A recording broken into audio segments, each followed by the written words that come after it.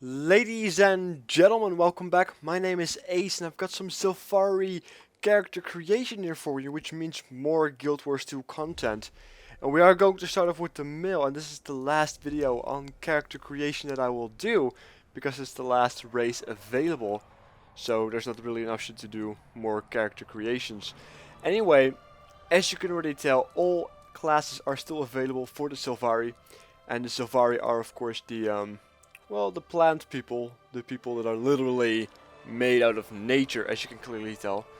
But they look pretty badass nonetheless. This looks more like a snake, but that's besides the point, I suppose.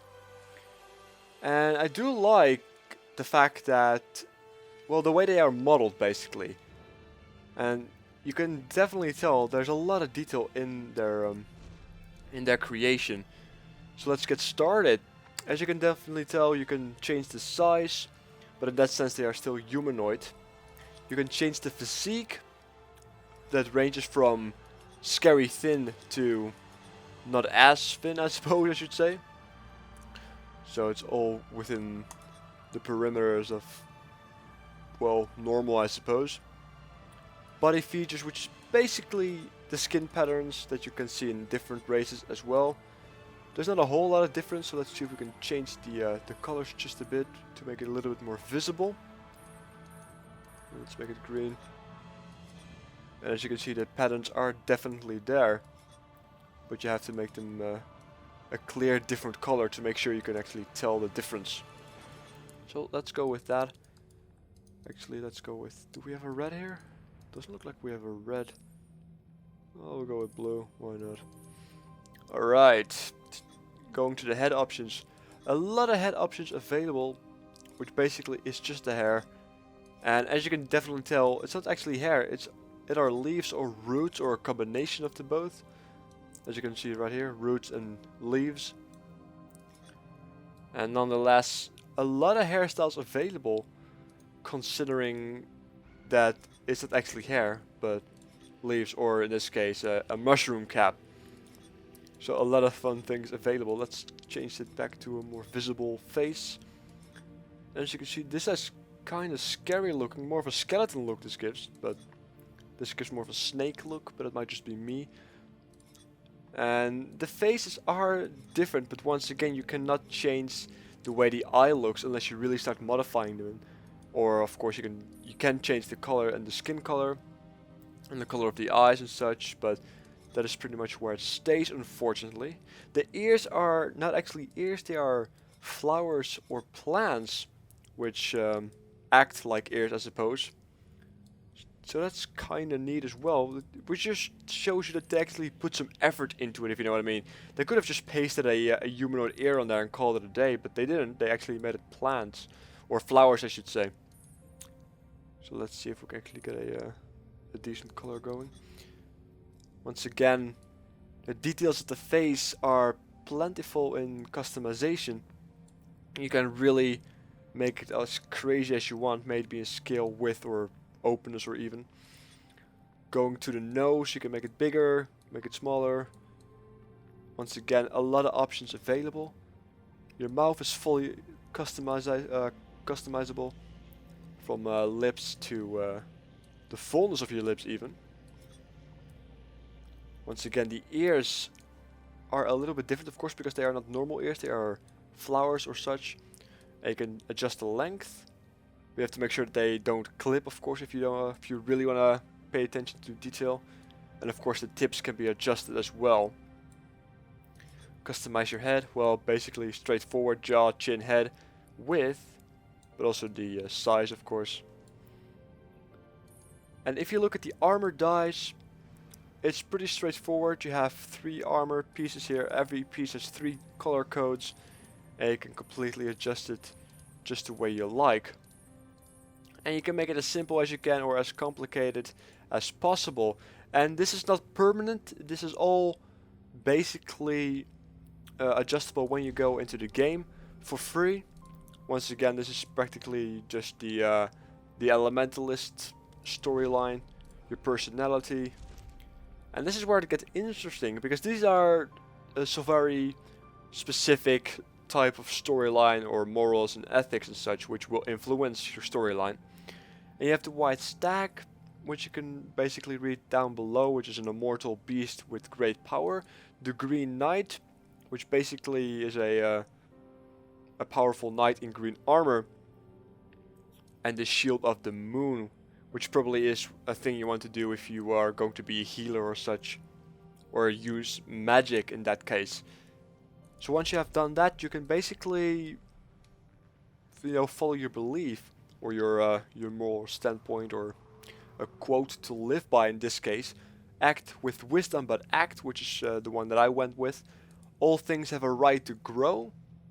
I suppose that's partially true. And where life goes, so too should you, which kind of makes sense for this race because, well, you're a plant. And once you have done that, you can basically decide when you have awoken, because you wake up from a dream when you create a Sylvari. So you can definitely tell your in which time or at what point during the day you have done that. And you can definitely tell that it does have some influence on your story or on your character itself, or on your personality per se. As you can see, I went of course with the cycle of night for obvious reasons. And once you are done, you get your little contract here, you can make your name happen, and this is pretty much it. Now we're going back to the female, just to be sure that we cover the entire race, of course.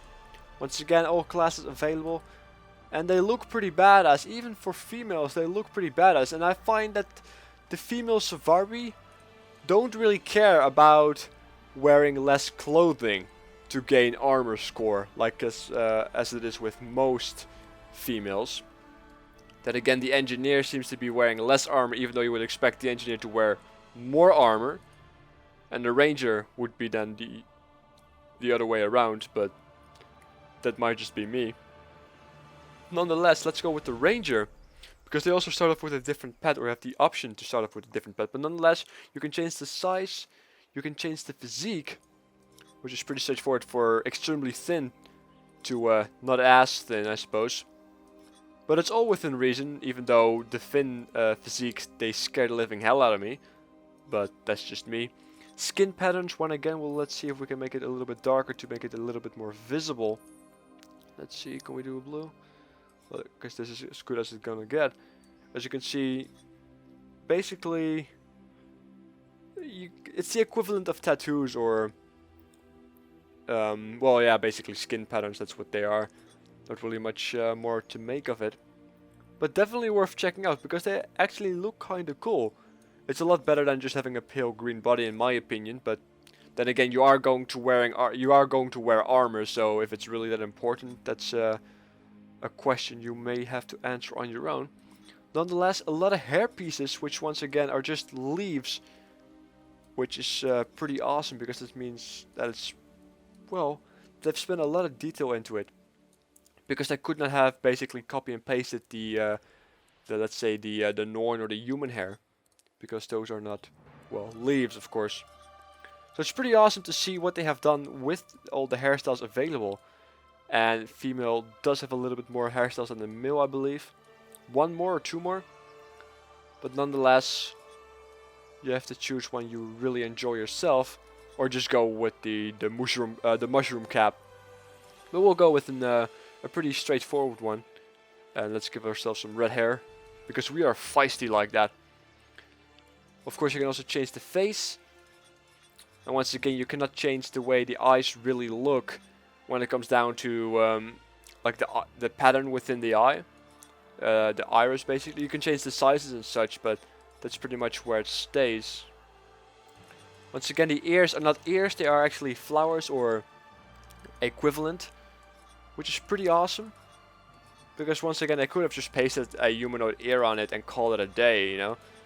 So it's really awesome to see that they really spend some time into really detailing these races out, which really makes me appreciate them more. I'm probably going to make a Sylvari just to check them out on, just to check out their racial skills and such. As you can see, the when it comes down to customization, it's plentiful, nothing to worry about. Same thing for the nose, it's all the same settings. You can change the height, the width, everything you want.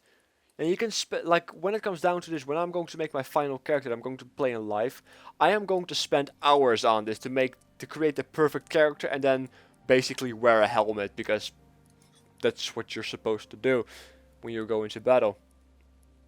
Then again, you can turn off your helmet, but again, if you're going to fight, you're looking at the back anyway, so.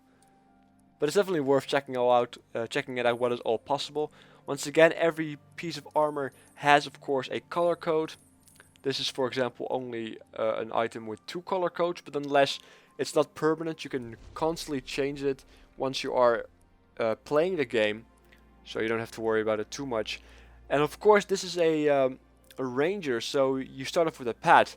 You start off with either a moa, which is basically this bird-like creature, a stalker, which is pretty straightforward, which is to be expected, but the fern hound is probably what most people will take, because this is a racial hound basically, because it started off only for the Sylvari, and it looks pretty awesome. It looks colorful, which is slightly unfortunate because I like the darker stuff, because I'm emo like that apparently, but nonetheless I would have loved a darker tone to it, because this is very bright in my eyes. But nonetheless, it looks pretty good for a fern hound. Then again, it's made out of plants, so can't really expect too much out of it. Nonetheless, you can choose your personality.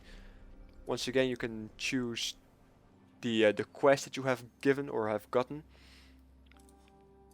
Then you can, of course, once again choose your belief, or what you believe, or what you follow.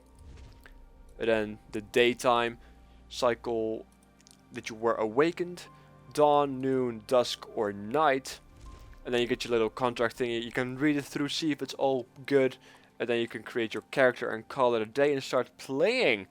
And this is pretty much it for the Sylvari, guys. Make sure to pay attention if you want to look for the gameplay. I will be uploading that soon as well. And just check out the playlist that I have for Guild Wars 2, so you can see if anything else might be enjoyable to watch. Anyway, I will make sure to upload more content, and I will take care of it. And I will see you guys next time. Take care.